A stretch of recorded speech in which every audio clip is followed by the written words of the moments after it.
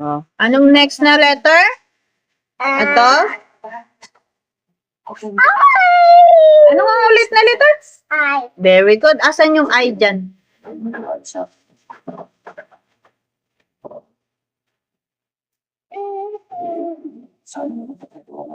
Black. Okay. Careful kasi ang kulit-kulit kasi. Asan yung I dyan? Sa grapes. Hindi niya alam. I'm okay. Yeah, I'm okay. O, asan na yung I? Faster, ang dami mo pang gagawin. Isa-isahin mo kasi.